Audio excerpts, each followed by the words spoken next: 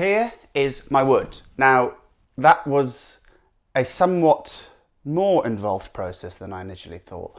But I'm actually really pleased how these have come out, particularly these ones, because as you can see, there is a lot of gnarliness about this. Actually, far more than I thought. Like, I didn't really expect this whole piece here to split away. But what's nice is actually it really lends itself to sort of the inherent nature of the oak itself. So I'm actually going to really embrace these tears and these gnarly bits, because I think it just kind of, it gives it a more visceral feeling, and particularly this one. So sort of knots and splits. I'll have to sort of work a little bit to make sure that some of these things aren't sort of too weak. So I think that might end up coming out. But when it comes to carving, I'm really going to go with what's here and actually maybe work these slightly less than I initially intended to. And on this one, I think this is going to be actually require a bit more work. So what I want with this one is something that's more sort of cone shaped. So there'll be a post coming out here, which I think will be concrete, and then the vertical dial will sit on top of this. So this is going to be a base. And as I carve, I wanted to have a feeling of a bit like rock, or that it's jet or something. I like the idea of having wood that looks like stone. And actually it's a technique I've used before. I made a big board game a few years back called, what was it called? I made a game a few years back called,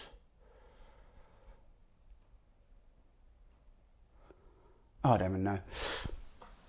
What was it called? And so it's a technique I've used before where I've carved, and I've used it in previous works, where I've used elements that try to sort of look like stone. So I'm going to continue that route, and it's just a matter of chiseling away. But this will take quite a lot more hacking, so I'll have to sort of take off these corners, which I think I again will use the circular saw for. But to start, I want to first look at these. And I think my first job is I'm going to just sand them down very loosely, just to take away lots of these really like sharp edges here. And then from there, I can then start to see where I want to carve and where I don't, and how best to shape them so that they feel almost like rock pillars or some kind of large totemic monument. Because fundamentally, these two will stand like this with the vertical sundial in between. So they do have a very structural role, but they need to look good as well. So first thing is to start sanding this down. And I have a 40 grit sander here, so it's just really going to tear up the wood and just take off all the splintery bits, and then I'll see what we're left with once it's had a quick going over with this.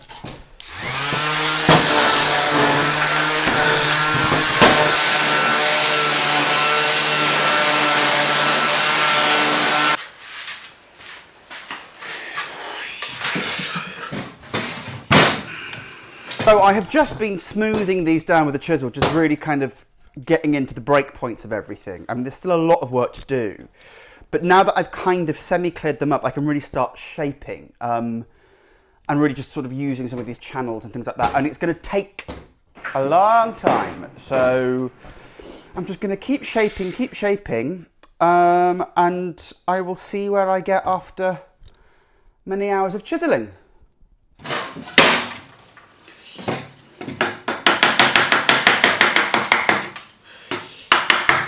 Now would be they could be taken.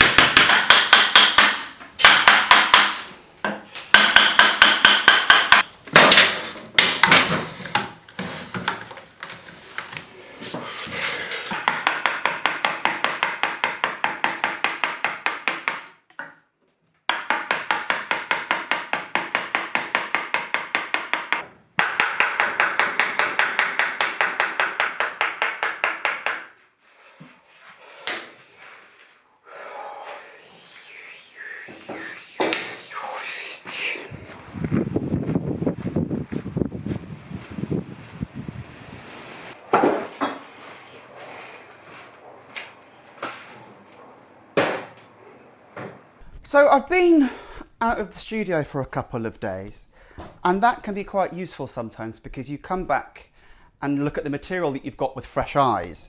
So a couple of days ago I got to this point where I'd started chiseling out some features to try and get it feeling like some kind of stone pillar, so that when the vertical sundial sits between the two pieces of wood, it has almost like a monumental feeling.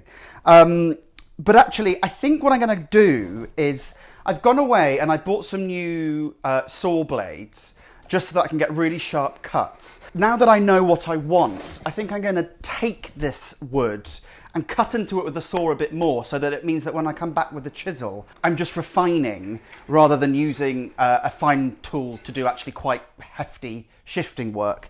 And so whilst we're at it, I think I'm also going to take a look at the oak block. And I think what I want to do is sort of cut some nice big sections away from it here and here, and really just cut into it so that when I come in with the chisel, I can shape it in a much quicker way. So, first things first, let's start making some marks on this one. Ooh. Yeah, lovely, new saw blade, makes a very big difference. So yeah, okay, continue.